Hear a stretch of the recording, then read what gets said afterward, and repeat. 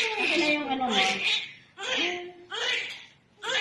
Kung pain tolerance sa pinag-uusapan, mommies, isa ako dun sa super wale sa pain tolerance. So, siguro, kayo, mommies, iniisip nyo rin, yun yung basis nyo kung bakit feeling nyo hindi nyo kayang manganak.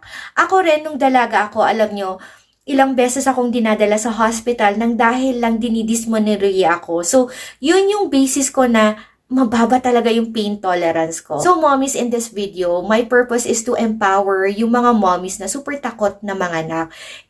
Gusto kong i-empower yung mga mommies and to give them a gentle reminder na kaya nyo, kaya nating lahat. So, yun yung sinabi ko sa sarili ko noon. Kaya ko, I can do it. Naalala ko nung buntis ako, 3 times akong nagkaroon ng threatened miscarriage. So, ibig sabihin nun, mommies, 3 times akong dinugo nung pinagbubuntis ko si Amira. And on the 3rd time, unfortunately, kinailangan kong madala sa hospital at ma-confine for 3 days dahil nga sobrang dami nung dugong nawala sa akin. Plus, may buo-buo na lumalabas. And fortunately, naging okay naman kami ni Amira. Pero during that time, we were 14 years together back then ng asawa ko. Although, nung time na yon nandun siya sa work. He works at a cruise ship, so mag-isa ko. And having the thought na pwedeng mawala si Amira nung time na yon na super tagal naming inantay kasi si Amira was really a bitter pill to swallow for me. Kaya sinabi ko sa sarili ko, hindi. Kakayanin ko talaga to.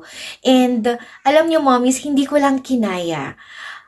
Nanganak ako na nagkaroon ako ng positive experience sa panganganak. I had a positive and very calm labor and sobrang bilis ng panganganak ko. Despite nung sobrang sela na pagbubuntis ko, plus yung age ko na above late 30s na ako nung nanganak ako, and also, despite the fact that I was diagnosed with depression during my pregnancy. Yung mga bagay na yun, mommy, sinabi ko dahil gusto kong i-remind sa ating lahat na kahit na ano yung pinagdadaanan natin, kaya natin. So, ibig sabihin, kayang-kaya pa rin nating mga anak. We just need to make that firm decision to help ourselves. Kasi mommies, tayo lang, yung sarili natin and yung strong faith natin, yung bukod tanging makapagbibigay talaga sa atin nung confidence or assurance na kakayanin natin no matter what. Kadalasan, di ba, mommies, kahit na sobrang dami na ng mga taong nagsabi sa'yo na, kaya mo, huwag ka mag-alala, ganyan. Unless yung sarili mo will be the one to believe in yourself, that's the time na nagmamanifest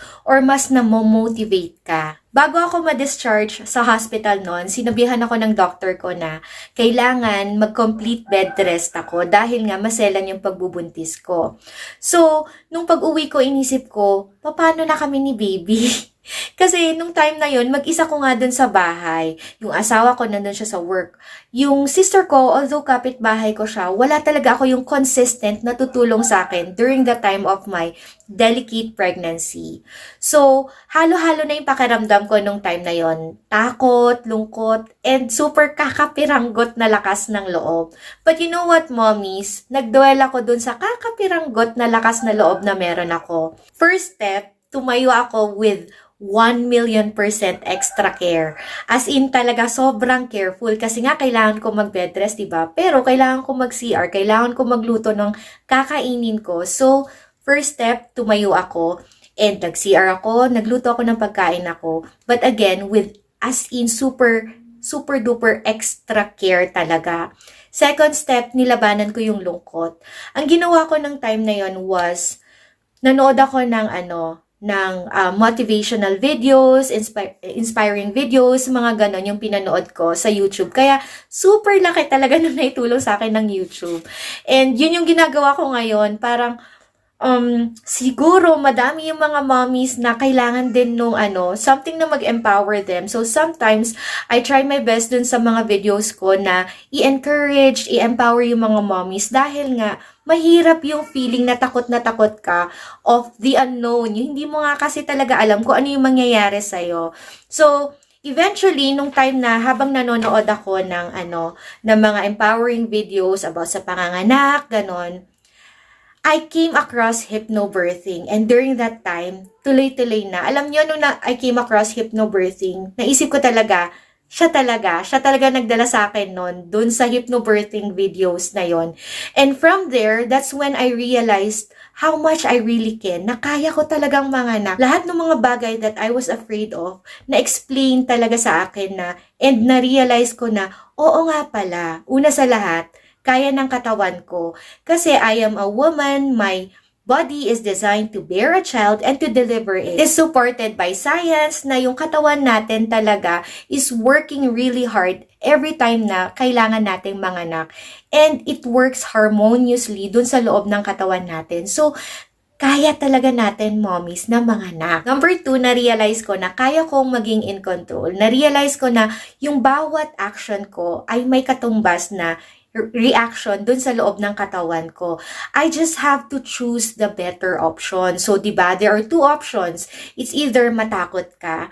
So, that makes you go into the cycle where there is fear, tension, and pain. Or, pwede rin na huminga ka ng maayos, mag-deep breathing ka. So, you will go to that cycle where they call it conscious breathing, relaxation, and reduced pain. So, syempre, ako, na-realize ko na, oo nga pala, no? And it works really well. Kaya talaga ng katawan mong maging in control with that kind of cycle. You just have to help yourself. Number 3, mommies, na-realize ko din na super duper kaya ko dahil posible yung magkaroon ka ng positive labor and delivery experience dahil super daming mga mommies ang naka-experience nun. Ang daming videos dyan sa YouTube na makikita mo yung positive birth, mga ganon, positive birth stories, mga ganon. And totoo nga na na-experience nila yung hindi nakakatakot, yung katulad ng mga kinakwento ng karamihan sa atin. So, that made me realize na, okay, kaya ko pala talaga. I can do it because it is not impossible. I just have to do whatever it takes to make it happen for me to have a positive labor and delivery experience. And so, yun yung nangyari sa akin. I did my best, tinulungan ko yung sarili ko, I tried my best na i-eliminate yung fear na sobrang yun talaga yung una kong kinailangang ma-eliminate nung time na yun. And then, I ate healthy food, nag-exercise ako, I took advantage of gravity, plus, naging consistent ako sa positivity, yung pagkakaroon ng positive mindset. And so, yes, nag-manifest sa akin yung positive labor and delivery experience. And lastly, mommies, na-realize ko at mas naintindihan ko na merong natural painkillers yung katawan natin. So, magagamit ko yon by the time na manganganak na ako. And that is really very effective. Kailangan ko lang tulungan yung katawan ko para ma-produce yung hormone na yon, which I can use during the time na kailangan ko nang ma-endure yung labor contractions na kinatatakutan ng mga mommies. Nung nagli-labor ako, mommies, na-endure ko yung mga sobrang lakas na labor contractions. Ang kagandahan siguro sa experience ko is that I was able to feed my mind with informations kung bakit nangyayari yon, kung kailan ko i-expect yung mga pa-intense na labor contractions na yon, kung papaano ko matutulungan yung sarili ko na ma-endure yon, natutunan ko or naaral ko lahat ng mga bagay na yon bago pa ako manganak. So, nung time na manganganak na ako, sobrang meron akong confidence, ganyan, doon sa moment na yon. Kumbaga, alam ko kasi yung mangyayari. So, ang kinailangan ko lang gawin was to execute lahat ng natutunan ko na pwede kong gawin. Of course, mommies, nakaramdam ako ng intense na pain. Ang maganda siguro na nagawa ko nung time na yon was hindi ko sinukuan yung sarili ko. I tried my best to help my body na maging kalmado and at the same time na mag-switch back doon sa focus ko na kaya ko. I need to do whatever it takes to help my body deliver my child safely and positively. You know what, mommies? Kayang-kaya nyo din yon. Karamihan sa mga mommies na nakapanood ng videos ko, in fact, mas sobrang galing pa ng panganganak nila kesa sa akin.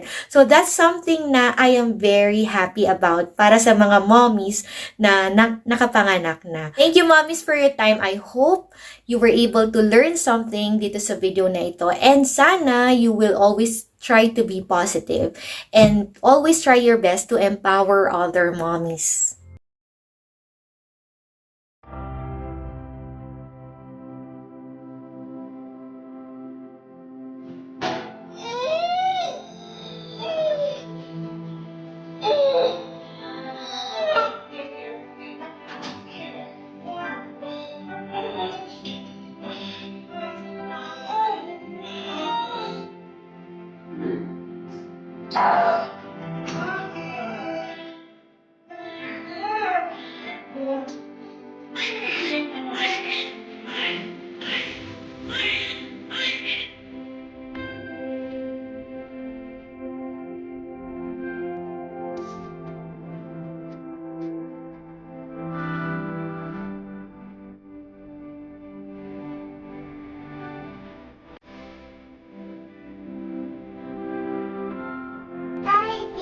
Tiger. How about this? Teeth. How about this? Cover, cover, cover, cover. Ay, sus. How about this? Father, Son, Holy Spirit. Amen. Okay. Bless us. This is yours. This is Dad. This is about to see some Bible. It is first yours. Amen. Amen. Amen, Mom. Amen, Dad. Amen.